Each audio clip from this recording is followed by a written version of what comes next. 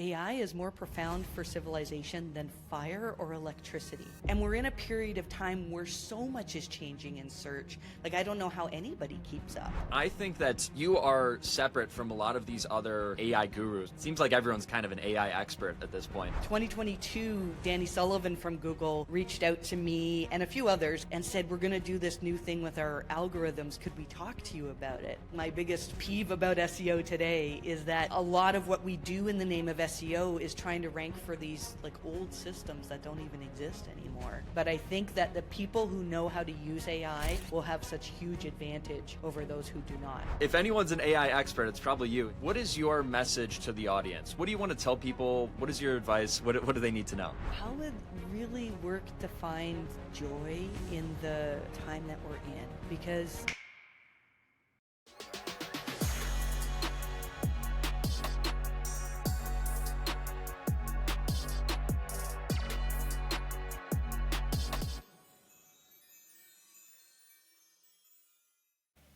Hey there, my name's Danny Leibrandt, and welcome back to Local Marketing Secrets. Today I'm joined by Marie Haynes, one of the top names in SEO and AI search.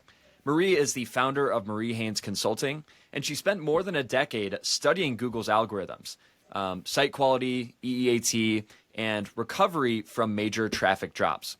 She's spoken at the biggest SEO conferences in the world, published some of the most influential research on how Google evaluates content, and helped countless brands understand what's really happening inside modern search. In this episode, we dig into how AI is reshaping Google, what's driving rankings right now, why so many sites have struggled in recent updates, and what businesses need to do to win in 2026 and beyond. Now, without further ado, Marie, welcome to the show. thanks for having me. Always fun to talk about Google. Of course. So, Marie, like I was telling you before the show, I have so much respect for you, and I'm I'd say like a personal fan of yours. I'm on your email list. I listen to a lot of podcasts of yours.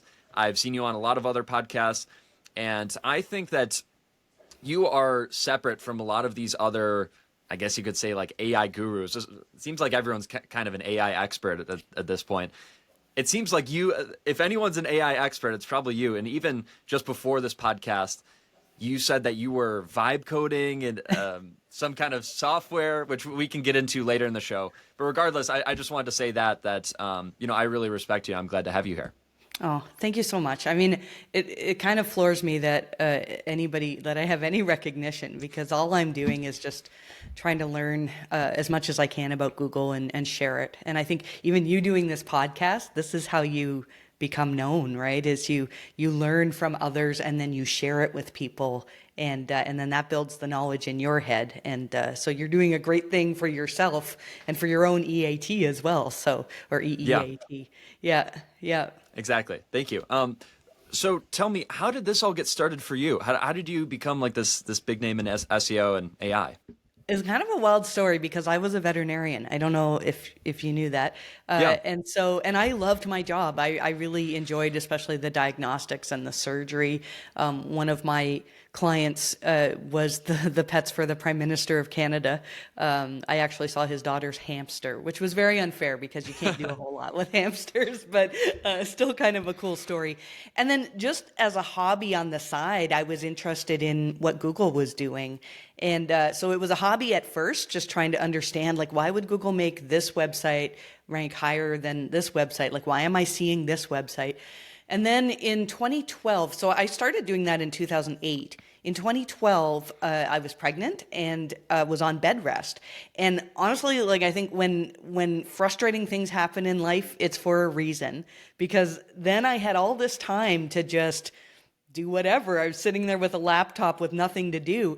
And at that time, I'm gonna quiz you here. You may not know this. Most people I ask don't know this. What happened in 2012 that was huge for the SEO industry? Was that Penguin? Yes, you got it. Yes. You got it. Yeah, very good. Oh, do you know the day? I would be like super impressed. Oh, was it May? Close. I don't know. April 24th, Okay. 2012, Okay. Google launched this Penguin algorithm and nobody knew what it was about. Like we didn't even, like now today, we can look back and say, oh, it was all mostly about links, really about web spam. But I had all this time to just chat in forums and learn about it. And then one guy came to me and said, I have a manual action from Google, not the same thing as Penguin, but related. And he said, could I pay you to remove it? And I said, well, no, I'm a veterinarian. I'm not a marketer. Like I don't do this professionally. And he said, oh, I'll pay you $300 if you succeed. And so it just was a fun challenge for me. I removed it was an unnatural links penalty. And then I had more people come to me. So then I wrote a little book about how, what process I used. And there's another key for EAT is write a book. And then you can be like, I'm the one who wrote the book on, if you ask ChatGPT today about me, one of the first things it'll say is that I remove penalties, which like I haven't done a penalty removal in some time, but it's because I wrote the book on it. So, and then I just, all of my clients, the people that I removed penalties for, wanted to know, well, how do we do things that are in line with Google's guidelines? So I started a little newsletter back in 2012 on, here's what Google said on this, and here's what this person did, this case study, and then it's grown. I've done that throughout the years. So, and then after that, my business grew tremendously. I had a long waiting list doing site reviews. So I hired a team and that was a fantastic, fun time in my career. But I realized that my gifting is not in running a business. Plus the pandemic made running a business very difficult. And so then I returned to solo consulting just in time for this new AI stuff to come out. 2022, Danny Sullivan from Google reached out to me and a few others, Glenn Gabe, Lily Ray, and said, we're going to do this new thing with our algorithms. Could we talk to you about it? Which was wild. And it turns out, so that was the helpful content system. And when I saw that it was what they called a machine learning system, which I didn't even know at the time if machine learning was the same as AI. It is. I realized I needed to know more about machine learning. So since 2022, I've essentially been learning everything I can about AI, and then I have now a very small handful of clients that we brainstorm on AI, on agents, on where the future is headed, and then what we can do today with AI search as well. So kind of a fun thing. And I'm in this room above my garage where I just get to spend all day learning and playing with things and doing stuff like this, talking to you. Yeah. Awesome. That is crazy that Danny Sullivan reached out to you personally and along with some other people. For people that don't know, Danny Sullivan is a really, really big deal in SEO. And now he's like, I forget his position at Google, but he was the Google search liaison, and then he's moved on to another position somewhere, and they don't have a search liaison, which I think is kind of crazy that how many businesses are there in the world that rely on Google? And then they come to people like you and me, and it's our job to translate what's happening. But all of us we're all making it up. Like, I mean, I'm not saying that we're, doing it maliciously or anything, but we're all trying to do our best at understanding what's happening. And we're in a period of time where so much is changing in search. Like, I don't know how anybody keeps up. So I kind of wish Google would do more in terms of communicating with business owners and with SEOs or whatever we want to call us these days. But yeah, so I think there are just a small handful of people that are brave enough to go forward and say, like, here's what we're doing, here's what we're trying, here's what we're having success with. But it's a very strange place to be where, like I said, every business needs to be represented on Google, and there's very little guidance as to how to do that. So throughout your history of search, you've been in this for, around 16 years or so. You've seen all of these major Google updates. What would you say is the biggest and most impactful one? Oh, that's a good question. It's one that isn't actually documented, I would say. It was February of 2017. And I had a client at the time who I was doing a site review for. And I noticed that, so when I do site reviews, I look at here's what Google started to elevate over you. And then we try to find the patterns. Do they have more links? Do they have, like for a long time, it was links. And there was a super obvious pattern is that their content, all the content that did poorly was what we today would recognize as YMYL, your money or your life content. And they were being outranked by people who clearly had expertise. So around that time, we had just gotten access to Google's quality raters guidelines. I'm sure you're familiar with the raters guidelines that, and it's not like, oh, here, this is Google's algorithm. It's really the guidelines of, where they want the algorithms to go. And so I started kind of studying these algorithms. Well, it turns out that that was the early start of Google implementing much stronger use of their, it's not like EAT was a one ranking factor or one signal, but it was something that they could factor in to their decisions. And then it was a year later when it was August 2018, the Medic update. It's called Medic, but really it was your money or your life. And what I started to see happen in February of 2017 really, really got amplified in mid 2018. And it turns out now in hindsight, all of that happened. This is my opinion. I can't like point to something from Google to say this, but this is when Google said they started going AI first. When none of us really were talking about AI, none of us knew what AI was. And if you look back, you can see that little bit by bit. In 2015, Google they told us about RankBrain, which is like AI for ranking, and responsible for so much. And I see very few SEOs talking about this. And so that's when Google started to really use AI in their algorithms. It's not like they just flipped a switch and all of a sudden everything was AI. Since that point, from 2017 on, we've been seeing bit by bit every update that we have, in my opinion, is related to Google putting more emphasis on what they can do with AI to determine what sites are going to satisfy a user, and less on the traditional ranking factors. And so a lot of this is like my biggest peeve about SEO today is that a lot of what we do in the name of SEO is trying to rank for these like old systems that don't even exist anymore, when essentially it's just AI that determines, just like ChatGPT makes a prediction on what word to say next. Like if I say the cat sat on the, ChatGPT or Gemini is going to say Matt, right? Because it has seen those words so many times, it predicts that. Well, Google's ranking systems predict what a searcher is going to find helpful. And then even more importantly is that they use a whole mass of signals, most of which involve user engagement, to determine, did the user get satisfied by what they put in front of the user?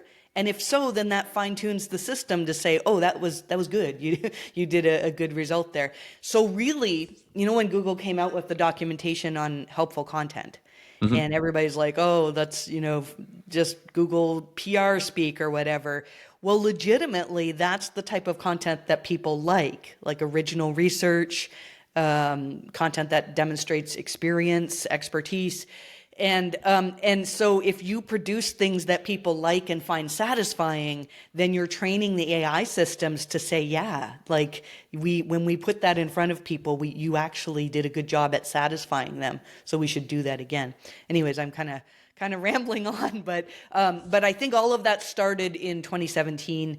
And a month after that February update, we had something that I think Barry Schwartz and Gary Eash named Fred. I don't know if you remember. Fred was it was just a silly, facetious, every update now we're going to call Fred.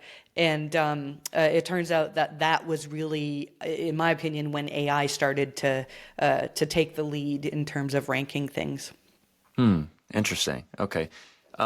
Yes, I think most SEOs at this point are aware that user signals are super important. You have to make sure that people have a good experience.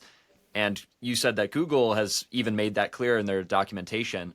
But has that always been the case? Like throughout Google's history, was it user signals are super important, or was it kind of more links and other Yeah, stuff? this is an excellent question. There's, so you've heard of NavBoost? Have you heard of Hmm. NavBoost? NavBoost has been around since before AI. NavBoost is essentially just a table of user signals. A lot of people don't realize that every single search that you do on Google, Google stores the search query and they store the actions of the users.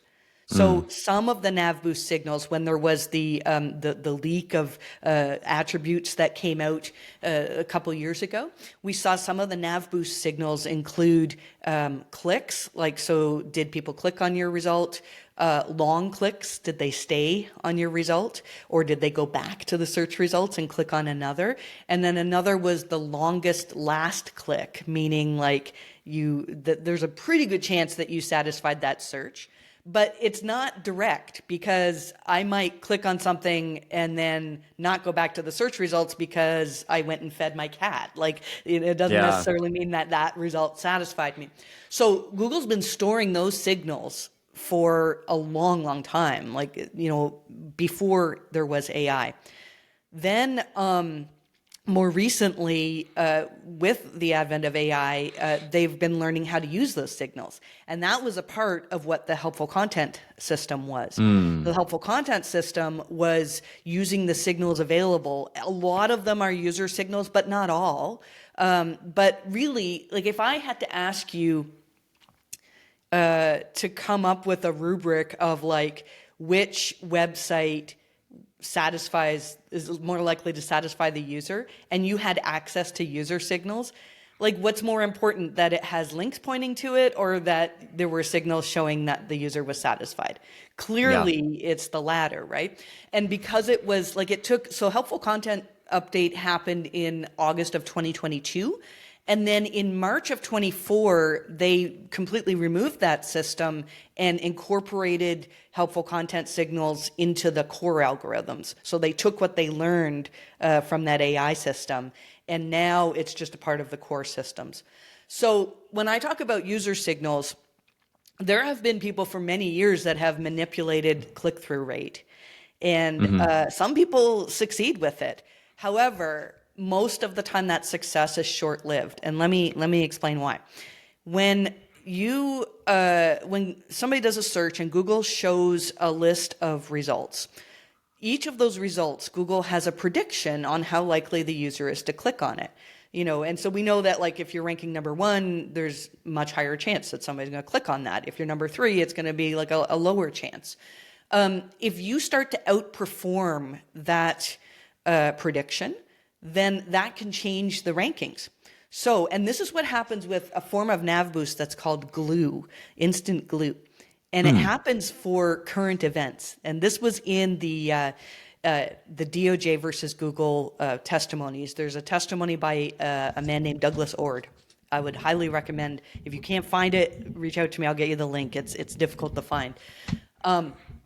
He talks about how if you were searching for nice pictures, you probably want like images of art or, Photoshop or whatever, right? Maybe today AI. Although people might argue with that, well, that's a whole other conversation. But then let's say there's a terrorist event in Nice, France, and people start searching for NICE pictures. They don't want Photoshop and nice art. They want to know what's happening at that event, right? So the way that Google's systems pick it up is by determining, like, wow, when people search for this, the result they're clicking on is the one from Nice, France, not the one that has nice pictures. So that is one way that that Google can learn from user clicks. So it's only natural to think, okay, well then I'm going to go hire a company that does click-through manipulation and get a whole bunch of people to click on my result, and then I'm going to show Google systems that I rank number one. The problem is you don't take into account user satisfaction. So we don't know how Google determines whether a searcher's been satisfied. There's been all this speculation that perhaps they use Chrome. And it turns out, like, there was one little thing that I found in the DOJ versus Google trial that does indicate that Chrome, to some extent, is the signals from Chrome are used. So this is my thought, not something that I can prove. If you're an e-commerce store, what matters more in rankings, that you have links pointing to you or that a lot of people buy from you? Like, clearly, 2014, Google sent out an email to everybody who had Search Console and said, don't hide your JavaScript from us anymore. Because people used to do that because Google couldn't crawl JavaScript. And I really think it's because they wanted to see the actions. They wanted to see that users were filling out your forms, that they were buying your products. So whatever, that's my theory. But it's one thing to get users to click on your site, but it's not enough to just have clicks. There have to be other signals that really indicate that users have been satisfied.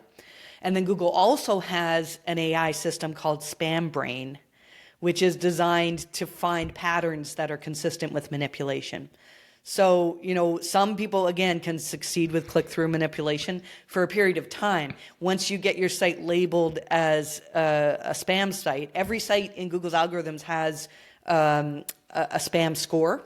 This was in the DOJ versus Google documents, not something I'm making up.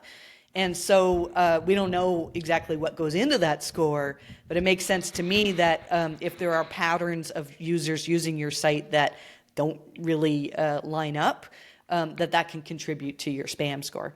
So, long answer, but yes, user signals have been measured by Google for a long time, have been incorporated into their systems. There's also another good thing to find is a presentation by Google called Life of a Click.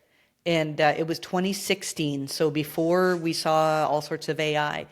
And they talk about how Google doesn't actually understand web pages. I think that's changed now in the day of AI to some degree. But they used to really learn from what people click on, and the clicks of users would tell Google systems whether they were doing a good job at putting things in front of people. And I'll just say one other thing on this, because as soon as I say this, people are like, well, what about like new content that has never, had a click? I want to say two things about that. And one is that this is part of the reason why it's important to have an audience outside of search. I think that a legitimate business that is, not just a site you spun up for affiliate sales, you're going to have email clicks. You're going to have, maybe if you're local, you're going to have local people that are trying to find your business. Like you will have clicks that come from places other than search to give Google some signals that, oh, people actually are finding this helpful and legitimate. And then the other thing to know is that this whole system, and this is really confusing, it learns from every interaction it has. So let's say I walk out of my house and I go down to the street and I go to cross the road and I almost get hit by a car. I've learned, okay, I need to look both ways before I cross the street, but not just my street. I learned something for every street that I cross. Yeah. So these systems are so complex that they're continually learning on improving the performance that they do in satisfying users. So it's not just direct clicks to your site, like, oh, if I can get more people to click, then I'm going to rank better. Really, it comes down to creating what is truly helpful and satisfying for people, which is very hard because when you see some people succeeding with black hat tactics, it's very tempting to be like, okay, I want to do those things, But if you want to succeed long term, it really means being the best choice for people. Yeah. No, I've always personally been scared of doing black hat stuff, just because, kind of like what you were mentioning, but you were mentioning it in a much more sophisticated and technical way, that Google has progressed and advanced so much recently that they have all this data. It's training upon itself. So me, with like my agency, I can't risk my clients' businesses. I can't have them lose 30% of wherever they're getting their leads from, maybe their website or Google Business Profile. So, wow, okay, that's really interesting. So Google is collecting all the data from basically the history of search, maybe the past 10 years or so, And now they're looking at that, and I guess that would give kind of an advantage to companies that have existed for Yes. 10 years or so. Yeah. That was the main thing about the trial, was that Google has such an unfair advantage. And it's very interesting if you read the Douglas Ord testimony is one, and then Pandu Nayak testimony is so fascinating. But if you read the summary judgment of the trial, it's mostly about that Google has created a monopoly. And then Google argues, well, we have a monopoly because we're the best. And so the DOJ, some of the summary or the judgment, the decision by the judge is that they need to share some of the user data with like anonymized, but with competitors, which is interesting. I think Google will fight that in court. But yes, I think, and that changes how you do SEO when you realize that, like, every single action of the user. They're even monitoring, when you're on desktop and you do a Google result, they're monitoring what you hover over. Like, you're looking at an image and they're monitoring that you're hovering over that image. And they're trying to figure out, like, did the SERP actually satisfy you?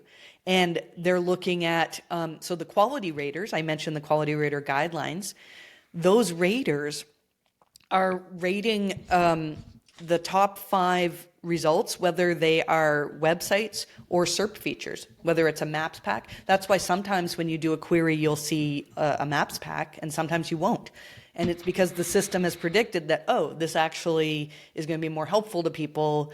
And then it learns by, whether people actually went on to be satisfied by the maps pack, or maybe for some queries that used to show local results, now they're showing organic results. And that's because they're learning from what people actually clicked on and went on to find helpful.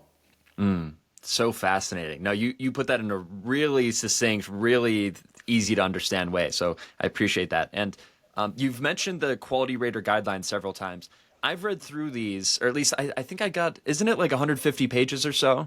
It's like, 170, 180 or so now. Yeah, okay. Yeah. So I think I got through at least half of it. But for people that don't know what it is and don't know why it's important, can you explain it?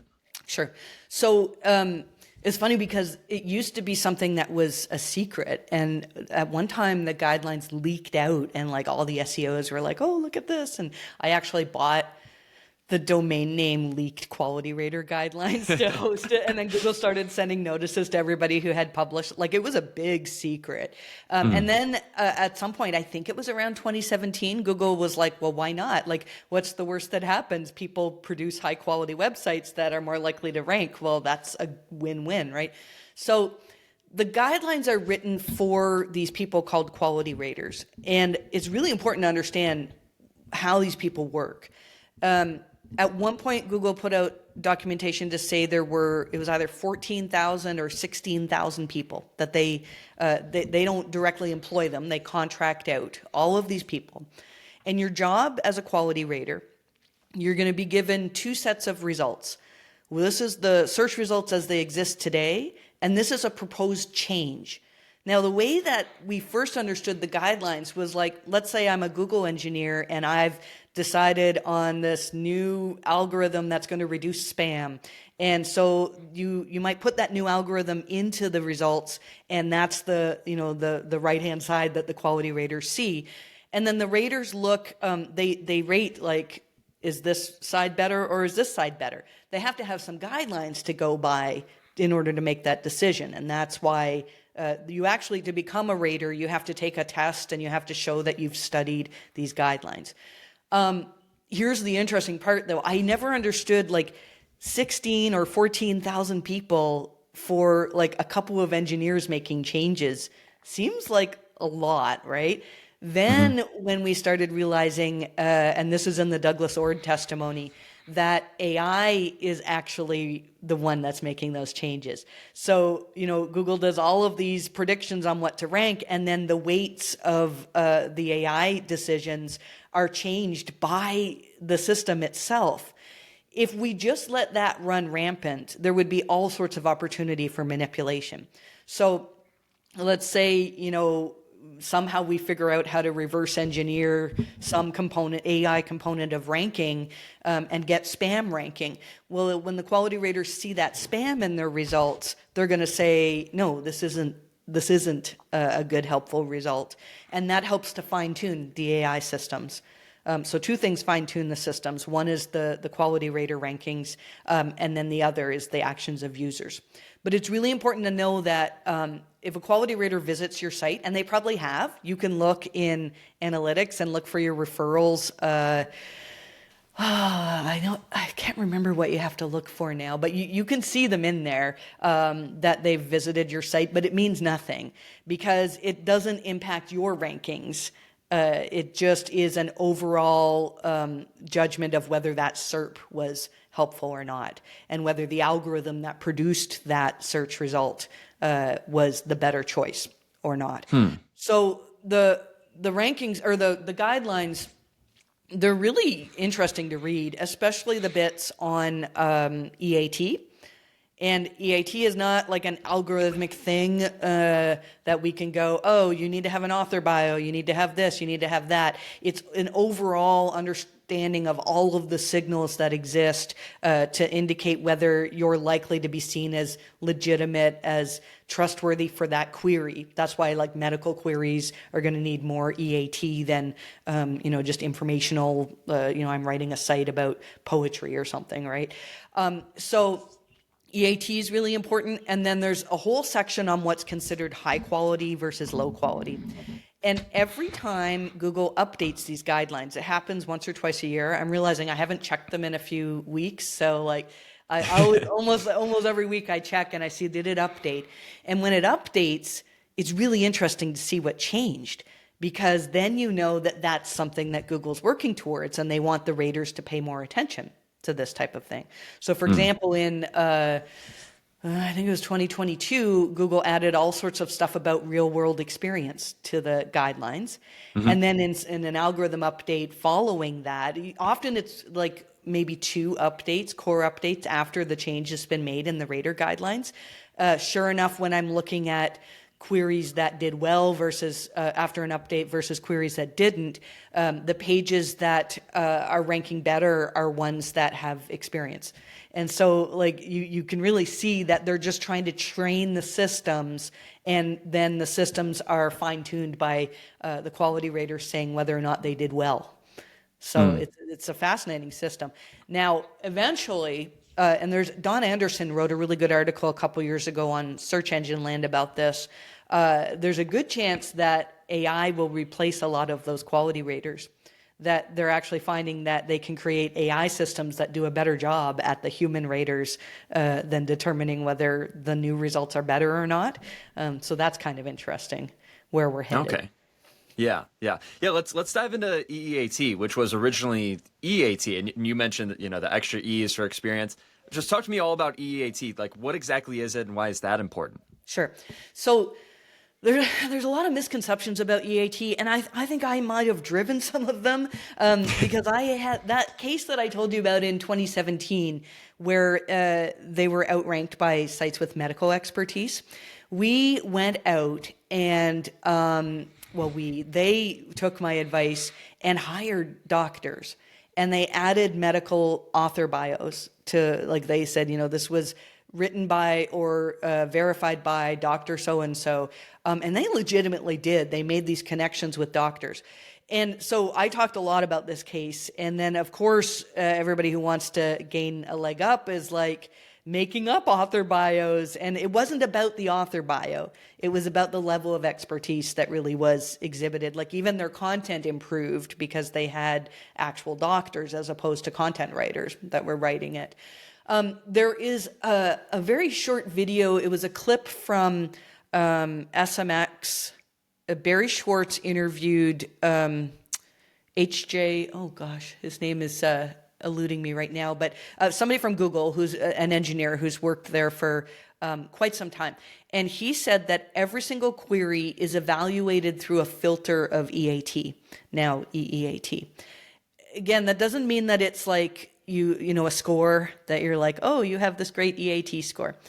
What it is, the way that I understand it is the world's conception of you.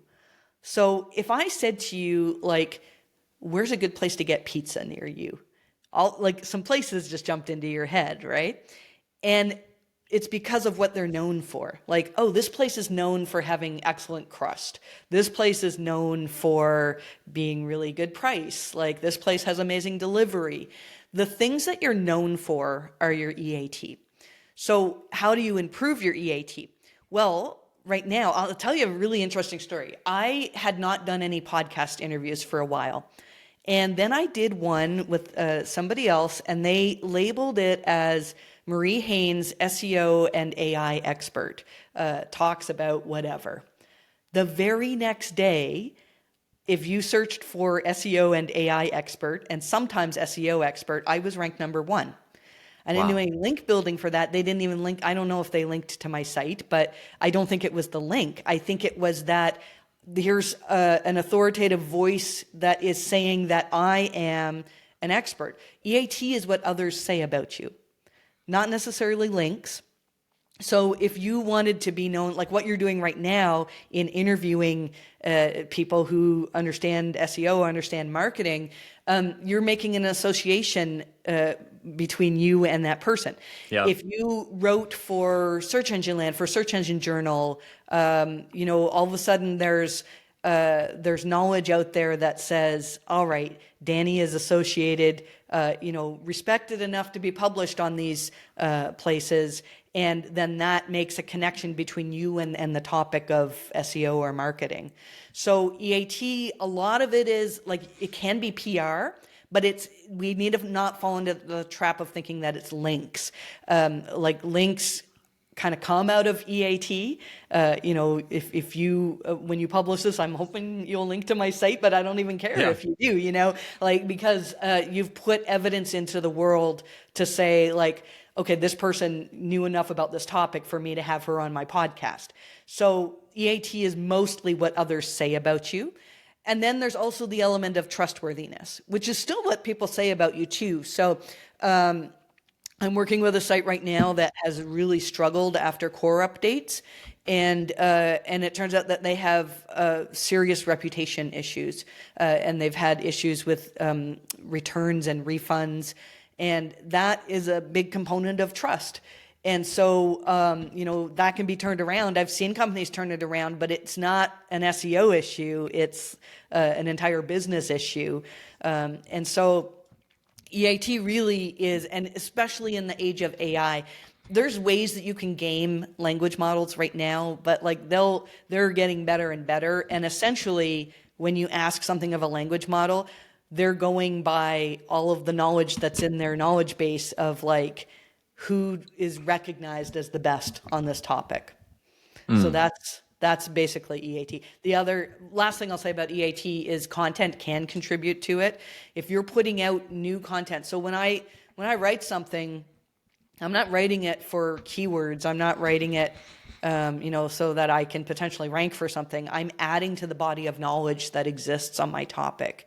And so if you get known as somebody who can improve the body of knowledge on your topic, then that contributes to EAT as well.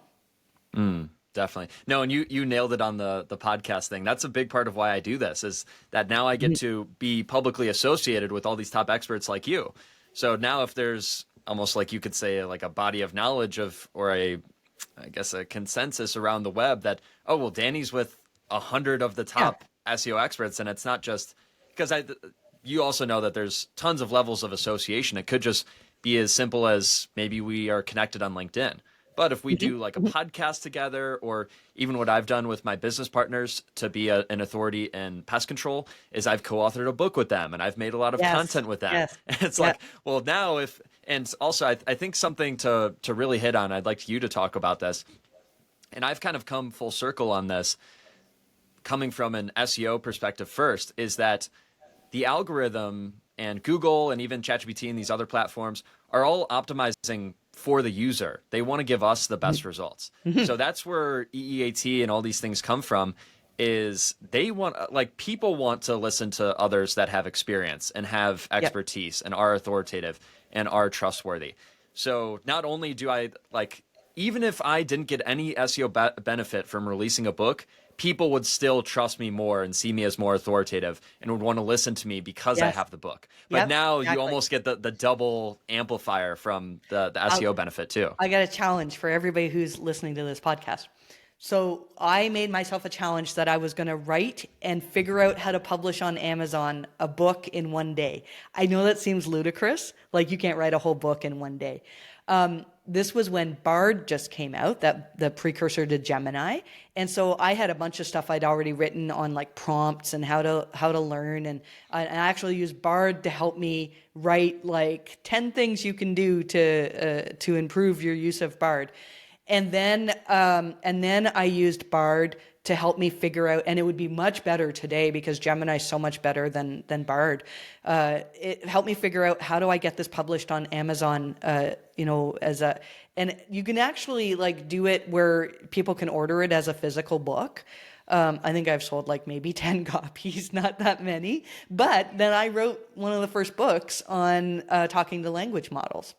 So, that you're right, like just being out there, having written and published a book, you don't necessarily need to do it in one day, but I would say make it a challenge, like maybe 1 month that you, and now the temptation is going to be to use AI. When I say I used Bard to augment me. Like I would write something and go, how can I make this shorter? Or like, does this make sense? And I none of us really like reading directly AI written content, but using AI to augment your thoughts and to improve upon what you've already done is totally acceptable. So I would say if you're trying to build EAT, like write a book on your subject, whatever the topic is that you're trying to be known for, and that contributes to your EAT.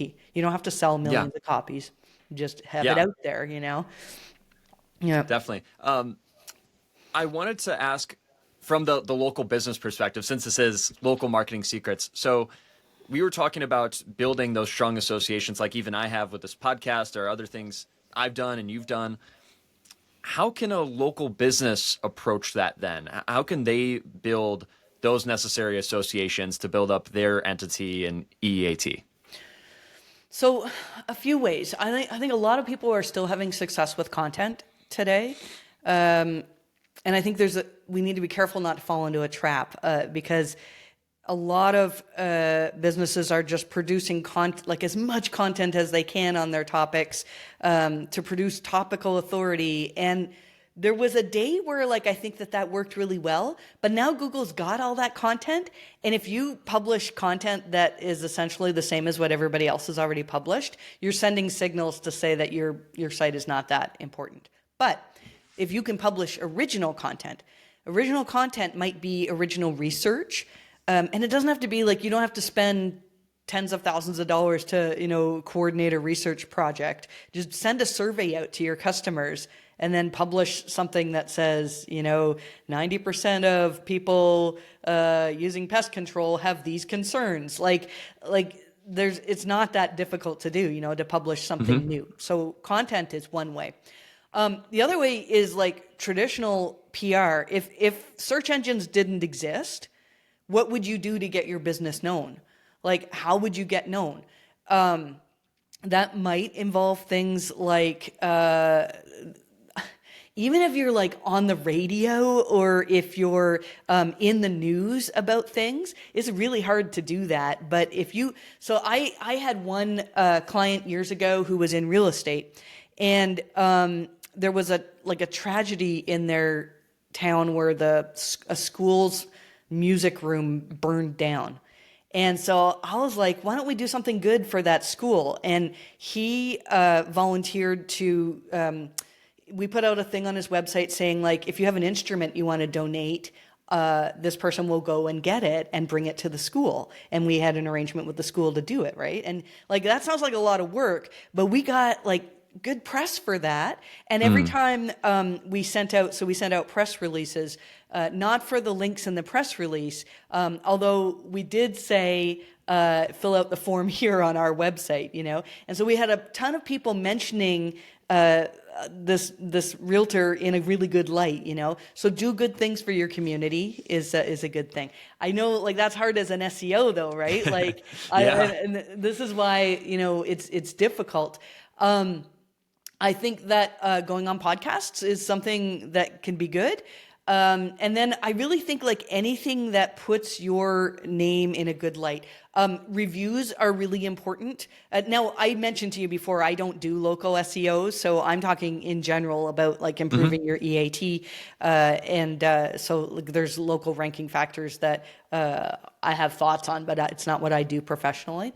But I think that truly being the best business in your town is what is, like, the biggest thing that matters, which is why it's very difficult to do SEO these days, because historically, if I knew how links work, how to do good keyword research, how to structure pages properly, like, that's what made sites rank. But now that AI, determines what's likely to satisfy users, it's not so much that, it's many other signals altogether.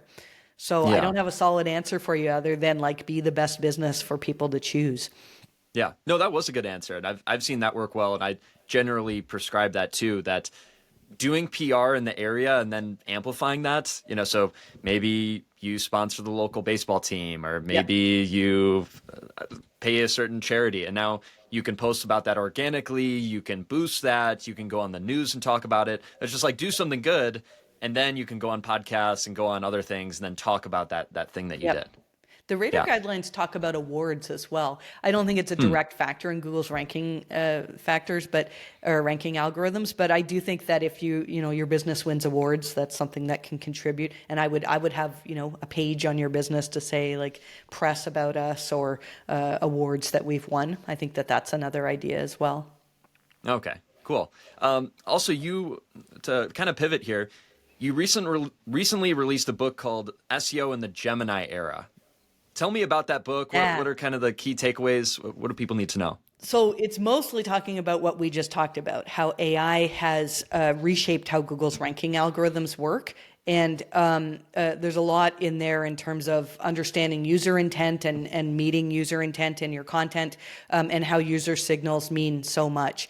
And then as I was writing that, we started to see AI actually in the search results. So AI overviews, and then eventually AI mode. There's not very much in the book about that, which is funny, because most people probably would think about, AI overviews when you're talking about that. But the Gemini era, so Gemini radically changed Google's ability to do things. Not just Gemini, but their AI progress. Last night we watched. There's a new documentary out on DeepMind and on Demis Hassabis. I saw that. I put that in my watch later. It's like, it'll make you question. Well, it made me question, like, what is our purpose when, like, AI, there's so much you'll see in the media, there's so much to be frightened about, like, our job's going to be lost, or, like, many different things that we could be frightened about. But AI has the potential to do so much good. And in this documentary, they're talking about AlphaFold, where they've used AI to fold proteins, and they can essentially, like, they're on the way to being able to create medicine for almost any disease condition in the body. And I actually, like, legitimately think that we will have an era, maybe it's not in our lifetime, but we'll have an era where, like, people are not sick. And, like, that's kind of wild, right? And I think that I do believe that we're headed towards a future of prosperity. Most people I know argue with me on that, understandably, and maybe I'm just trying to be optimistic, overly optimistic, but I actually think we're headed towards a world where we can optimize so much of the trouble in the world and improve upon it. And then, because that's how AI works, is it's continually learning, we will just continually get better and better at making the world a better place. And sure, there will be people who try to use AI for bad, but there's far more people, especially people high up in AI, that are trying to make the world a better place with it. So I think that there's great future ahead at the hands of AI. No, I'm right there with you. I don't know if I'm biased because I'm an optimist, but like you said, I think sickness will almost be eradicated.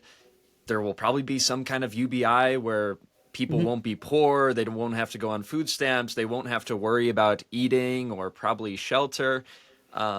I am worried about people finding meaning and purpose. It seems like people are Mhm. taking their lives more than ever, depressed, anxious, all of that stuff. So I think that's really going to be the main concern is how can we come together as Yeah. humans and also realize this world where, you know, I wouldn't say we're not as special as we think, but just like our lives aren't revolved around working and making that our sole Isn't it? purpose. Isn't it crazy how much time we put into work? Like, you get up in the morning, you get ready for work. I don't know about you, but me, I Yeah. work I mean, I love my work, but also the time that we have between work and going to bed is like a tiny portion of the day, Yeah. you know? And I don't know that we're meant to be that way. I don't know though, like I hear Elon Musk and others say that we'll live a life where like we don't have to work. Sam Altman says the same thing, you know, and we'll find meaning in other things because humans always like to help other humans. But I find that as I'm learning to do more with AI, I just do more. You know, I'm like, oh, Mm. AI made that task that used to take me a week. Now I can do it in an hour. So now I can do 10 tasks in a week. Hmm. So I don't know. I think we're always going to be busy, at least for the foreseeable future. I do worry. I think so much about our society is broken. I think our money system is broken. Like I know very few people who are doing well, and you know Mm. almost like I don't know where you are, but in Canada, like the price of everything is skyrocketing, and I know so many people that are really really struggling. I do worry that while I see a future of abundance, I think the path to get there is going to be very rocky. And I think that we're going to Mm. see very soon, Google's going to come out with the new version of Google Glasses. Have you seen these? These, Oh, I saw the presentation. I think there's like a malfunction during it though, or that might have, there was, I I think that was was there the for meta that. one. Yeah. Yeah. And that's what, see, isn't that funny that that's what you'd remember from it? But like, it's technology that's developing. So I got to try the Gemini glasses Yeah, and yeah. they put them on me and they said, do you see the time and the weather? And I was like, what are you talking about? And then I focused my eyes down to the bottom right corner and clear as day, there was the time and the weather. And then I went into a room with a bunch of art and I was able to like tap the side of my glasses and ask about the art and ask all these questions. And it might seem like something that doesn't really like it's just a toy or whatever. I actually really think that we'll reach an age where we don't use our phones for most things. Amazon just released a new product for their drivers where from the delivery, from the warehouse to the person's house, they don't need to touch their phone at all. Like the glasses tell them the address, they take a picture once the package is on the ground, like everything is in their glasses. So the reason why I'm saying this is that I think that I mean, it was bad enough when Google Glasses first came out. Like, if you wore them, you were not well received in society. And when I was at Google I/O, I was talking to somebody doing a demo, and I noticed he had like a little like thing in his glasses, and I was like, "You're wearing AI glasses," and immediately I felt this like visceral. I didn't like it because who knows? Like, is he recording me? Is he getting information about me? Like, who knows, right? So we're gonna go through this time where people will absolutely hate AI. And anybody who promotes AI, it's already happening that there's this divide. Like if you're excited about AI, you have a lot of enemies. And then I think that over time, eventually AI will make the world a better place and will make it a more equal place. So I do have hope for the future, but I think that we're going to have a little bit of a rough road in getting there. That Okay. you know, Okay. some will have lots, some will have great success. We didn't even talk about agents. That's like my number one thing that I'm interested in now. I think AI agents will give businesses huge advantages and will give individuals huge advantages. And then others who don't use them, it'll be like trying to run a business without using the internet today. Like you could maybe do it, but you're going to have a lot of difficulty compared to those who have the technology. Okay. Yeah, no, let's dive into agents. So first off, let's start with where are agents at today? Yeah, I think they're still very primitive today. And I think there was, I don't know if you saw, there was a McKinsey study that showed that 95% of businesses that are trying to implement AI agents are failing. I didn't like the Really? study because it was based on 52 surveys. Like, I don't think we can judge a whole industry based on that. But regardless, most people that are trying to do stuff with agents are not like really having tremendous success. But you can see that they keep improving. So recently Google released Gemini 3, and it's so much improved compared to the previous models. And then just a couple days later, Claude 4.5 Opus came out, and it's improved. It's better than Gemini in some of the benchmarks. And then Grok came out with a model that that was before Gemini, but all of these models are improving and improving. And so when we got on the call together, I was like, we can't start yet because I'm building something and I need it to run. And I was using Google's new tool called Anti-Gravity. And a lot of the people watching this have probably heard of Cursor. That is like you can code things and then use AI to help you write the code or to put things together.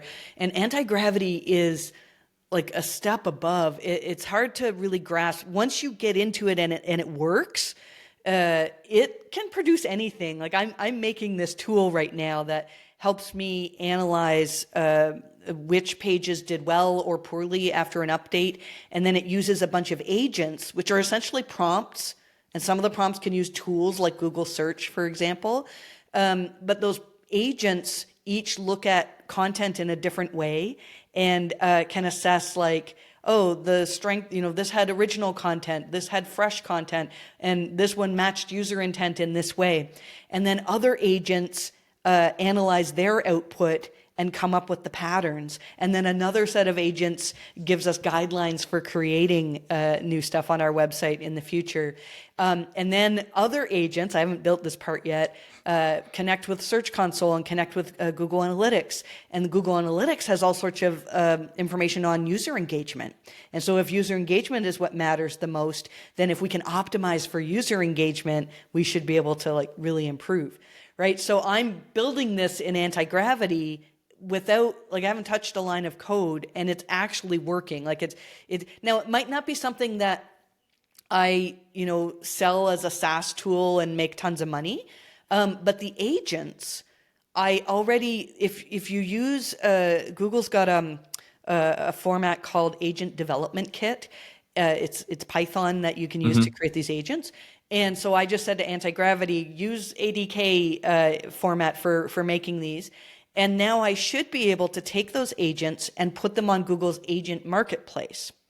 And so you might not buy a SaaS tool from me, but you might buy use of my agents. And then Google has something called the Agent Payments Protocol, which can negotiate payment between those agents. And so you can see where that's going, right? Is if you find my agents useful, then you pay a few cents every time you use them.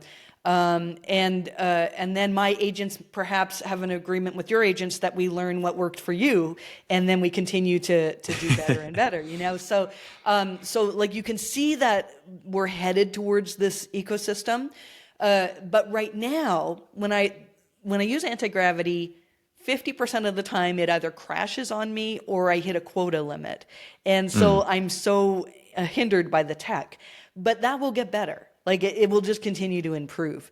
So I would encourage anybody who's listening to this to start learning more about what agents are and to play around with trying to vibe code stuff. You don't necessarily need to use Anti-Gravity. If you go to aistudio.google.com, there's a little button on the top left called Build, and you can just describe what you want to build. You can build an entire website in there and it's pretty good. And then you can also deploy it from within there, and like so it's functioning on the web. And so I would just say agents are the way in. Mark my word, in like a year or two, that's all, like people are going to be sick of hearing about agents. Mm. There's already some people building like agent workflows with, I don't know if you've heard of N8N, Yeah. and there's others like that. And I think that those are good. But personally, my main reason for building agents is so that I understand Google's ecosystem of building agents. Because Google published a blog post that said that every enterprise will soon rely on multiple agents. And I think that this is just how the world is going to be, that, we've already seen just recently Google, I don't know if you saw, they released a price tracking feature where you can keep an eye on a product and Oh, I did see that. Yeah. yeah, and then be like, oh, if the price comes down below this, then go ahead and buy it for me. It'll ask your permission. You get a message, either a text message or an email. It's like, hey, Marie, the price of this just came down to whatever. Do you want me to go and buy it?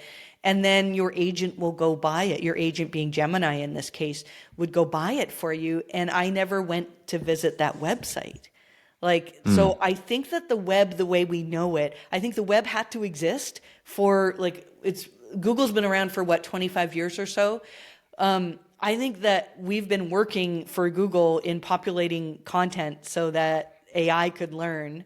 And now we're reaching another age where AI is not just learning stuff, but doing stuff for us. And we're in the super early phases.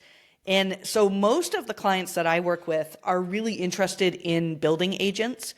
But we're not actually doing anything just yet, because I think that the tech is not quite there for us to do something that we would put into the public and that would represent our brand. But I do think that the day is coming. I don't think, I know it, that it's coming. And so anybody who, and it's not too late. Like when I give a talk like this, people are like, I'm so lost. I'm so behind. I don't know, anything about this stuff. One of the best ways to learn would be to take your favorite language model, whether it's ChatGPT, Gemini, Claude, whatever, and ask it, I want to learn more about how AI agents work, and just have a conversation with the language models. Ask for resources to read. Google's got an incredible group of guides on AI agents, how to use them, how to build them, and that's where the future is headed. Okay. Wow. That was awesome. Okay. So people definitely need to start trying to implement these tools, because I know a lot of people, especially maybe local business owners that are listening to this, maybe they have just started to use ChatGPT. I had to get my parents to start using ChatGPT, and now they love it. A lot of people are still kind of skeptical. They're still using Google for a lot of their searches or for figuring things out, but they need to start at least trying to use agents. And I think the key there is that you can have ChatGPT or Gemini or whoever teach you how to use it and walk you through it. Mm-hmm. It can almost hold your hand to do anything you want. Yeah. I think a lot of the issue with language models is that people use them as a search engine rather than as a tool. And the language models can improve your creativity. They can act as something that augments your skills already. And so, the concern is about hallucinations. Will they make things up? It's improved dramatically. And a lot of the time where there's a hallucination, it's because people are trying to evoke the hallucinations. They're asking silly questions that nobody in real life would ask. And so if something, you see something and you're like, that doesn't really jive with me, that doesn't really make sense, then ask for references. And most of the language models now will provide excellent links. I don't know if you've used Notebook LM very much. It's a Google product that it's so unknown, but it's really, really incredible. And you can put in a topic. And so say you want to learn about AI agents, put that topic in and it will find you references, like 10 different references from the web. And then if you want, you can ask it to make a podcast for you. And it's wild, this podcast. Like, you would never believe that it's AI. And you can customize the podcast and say, like, I'm new to coding, or here's where my expertise lies, and I want a podcast that just gives me the basics. And you can learn stuff. You can learn pretty much anything if you're willing to give it a try. And yes, you might learn the odd thing that like is not accurate, and this is part of what's holding people back from using AI, is this fear that they're going to be duped or something. But I think that the people who know how to use AI will have such huge advantage over those who do not. So I'd highly recommend learning something about AI, whether it's agents. Visual search is something that I think is really important. I think for pest control is a very interesting area. I saw that one of the top uses of ChatGPT amongst service professionals was for plumbers, that they actually use ChatGPT to brainstorm ideas.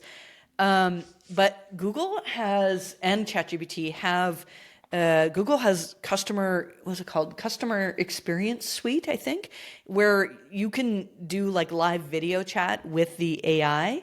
And there's all sorts of opportunities for, I don't know, I think for pest control, it would be very interesting. I don't know how good AI is at identifying different types of pests and what to do about them, but if I was in pest control, I'd be trying to make some type of an app that uses my knowledge base to answer questions for people.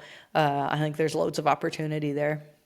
Yeah, no, that's kind of where my head's been at, of how can we utilize that, and especially as it relates to something that's more physical, where it's maybe for lawn care. So someone has their glasses on their lawn, they're like, okay, what products do I need? Or what company services this kind of service best? Not just overall lawn care, but this type of lawn care or pest control or whatever.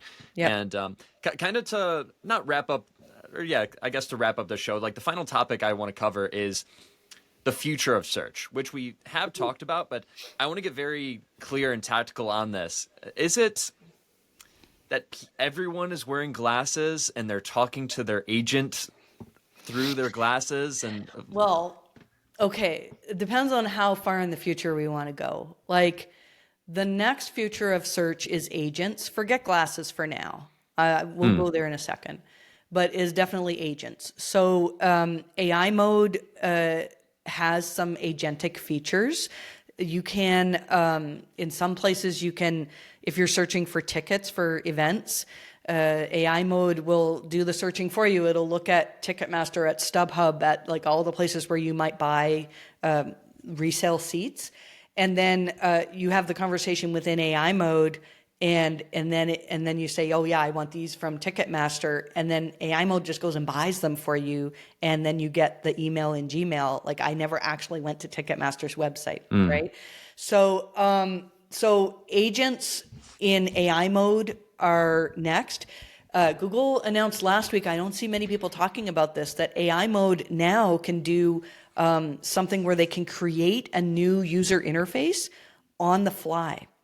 And so the example that they gave was somebody asked a question about Vincent van Gogh, and then AI mode changed to be the colors of his paintings, and was a whole different experience than a Google search page. I think there's going to be changes that are hard to wrap our heads around. The next thing will be the use of browser agents. And this is really important for any business that relies on forms or some type of user interaction from within your website. Because one of the reasons why they've created these browser agents is to reduce the time a user needs to spend on menial stuff. Nobody likes to fill out a form. So if I can send my agent, which would be Gemini or ChatGPT, Gemini within Chrome is happening. I think some areas of the US have it. I don't have it in Canada, but where you can be on a web page and just click Gemini and say, fill out this form for me.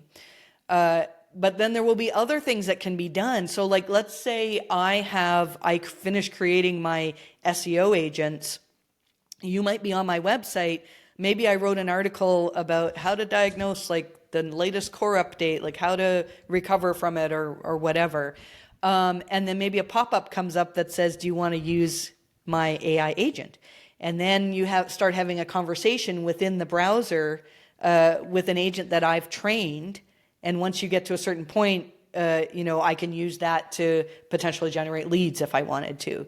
You see what I'm saying? Like we're going to have a different way where the search results aren't really going to matter so much. Did you see that Adobe bought SEMrush? Yeah. Yeah. What do you think that's about? Oh, you would know better than me. I think to get access to all of their data, but what do you think? Okay, so everybody's like, "Oh, Adobe bought SEMrush. That means SEO is not dead." Like they spent, what was it, 1.9 billion on this company, on an SEO tracking reporting company. It's funny because just the day before that, I had an email from Adobe talking about some type of partnership. I think they just want to give me access to Firefly, and then I write about it in newsletter or something. But so I started researching Adobe. Adobe has all of these AI agents. They have a workflow, and some of the agents optimize your website and learn from those optimizations. And some of the agents are customer service facing agents that take all of your website and your brand information and use that to have conversations with your customers. And then some of them, like they have a whole suite of agents. So this is like the next phase, which I think will happen over the next couple of years, that's where we're going to see search go. In terms of glasses, I don't know. Like, it's hard for me to grasp that I wouldn't be doing this. Like, I would have a really hard time just sitting here with glasses on and seeing you as a hologram. Like, I think that could happen, but I think we're still going to have screens for quite some time. But I think that just like when mobile phones came, we didn't stop using our computers. We just had another screen that we could look at. So I think glasses will open up all sorts of new opportunities. And again, like for service businesses, I'm really excited about that because I don't know how yet we take advantage of it, but there will be opportunities there. So I would say just like keep paying attention to what's happening with glasses, and then opportunities will arise. I'm giving a talk next week to a bunch of vacation rental managers, and I can just picture, you got your glasses on and take me through a virtual tour of your place, or when I get there, like actually give me a tour of the place with the glasses on. Like there's going to be lots of opportunities there. And then the next thing that I always talk about, and I always like, Marie, don't go there, but I'm going to go there, is we will get to the place where we have some type of brain-computer interface. I know it seems like science fiction. You've probably seen Neuralink, one of Elon's companies, and they have a small group of people. It's all people with like spinal cord injuries, or like they can't function, and they've implanted a brain implant. And what the brain implant does is the first recipient, they put them in front of a computer and they said, make the cursor move up. And he thought about moving up, and then they were able to read the pattern of neurons that like connected to up for him. And now some of the Neuralink recipients can play Call of Duty with their brains. Like that's wild, right? So whenever I'm at a conference, I always ask, like, who here would, assuming it was safe, would get a brain-computer interface? The first time I asked it, one guy put his hand up. The last time I asked it, there was like maybe 20 people in the room who were like, yeah, I would get it. I absolutely would, because it will give you such huge advantage. Like every piece of knowledge that's in the world, you could just bring to your mind at any time. There's negatives too that would come. I don't know that everybody will need to have surgery to have a brain interface. I think that lots of people are working on other ways to connect with our devices, like via even facial movements, or we've seen Meta has a wristband that can determine you just look like you're writing your name and then it'll write, but that will be like, I do think that we lived in this little sliver of history where we used plastic keys on a keyboard to communicate our thoughts in our head. Like that will end at some point. I don't think that's going to be like, we're looking a decade out or maybe more before that happens. but that's kind of like the far future. That's not even that far, a decade. And then the other thing, did you know if you search for search engine on Google, you don't see Google? Really? Honestly. Yeah. Search engines, search engines. And it's always been that way. And Google, I don't think their intent has ever been to be a search engine. I think it's a step along the road. There's a recent blog post by Demis Hassabis, CEO of DeepMind, like really the mind behind the AI in Gemini. And he talks about Google's goal is actually to be your personal assistant. And he talks in there about robots. And about how some of Google's 3D worlds that they're creating, virtual 3D worlds, will be training grounds for robots. So that is, again, not going to happen next year, but we will at some point have, whether it's Google, whether it's Optimus robots, Figure robots, I don't know, but we'll have robots in our homes that do many of the things for us, of which search is a component. So that's kind of the long-term view of where I think things are headed. But for now, I think that we need to really get out of the mindset of search being something we can manipulate with a knowledge of search, and rather like search being an algorithm that's putting the best choices in front of people. And so our goals as professionals that advise businesses on what to do is to like advise them on best business practices, which is like not SEO, but on just really being the satisfying choice for users. And then also measuring that, not looking at keyword rankings, but looking at could we maybe increase user time on site, or how many people filled out our form, or how many conversions we got. I think that that's far more important than looking at keyword rankings. Marie, I think the minds of my audience have been blown. I think this has been an incredible episode. I really appreciate your time here. I've personally learned so much from you throughout watching all of your stuff, reading all of your stuff, and even just this show here. And to wrap it up, I've got one final question for you, and that would be, what is your message to the audience? What do you want to tell people? What is your advice? What do they need to know? I would really work to find joy in the time that we're in, because there's so much negativity and there's so much fear because we're going through change, right? Like Sundar Pichai said that AI is more profound for civilization than fire or electricity. And I believe him. I think we're still in the very early phases. It's hard to believe when you might get an AI overview that like doesn't know what today's date is or something. Like, how could that radically change our society? But and there's a real I see on social media. There's like, it seems to be so many people complaining about like AI can't do this, or oh, some idiot tried to use AI and this is what happened. But like, you'll get much more value from technology in the future if you find the ways to use it, and to use it to make you better. So I would just encourage everyone to spend time every day with a language model. Your goal is not to like go off and make money with it. It's to become like to develop the skill of communicating with AI. Because that's where we're headed in the future. Like I don't think we're going to go back. Like I don't think we're going to have a future where people decide, oh yeah, it was bad. We're not going to do that. So if you can learn to enjoy using AI, life will be a lot easier.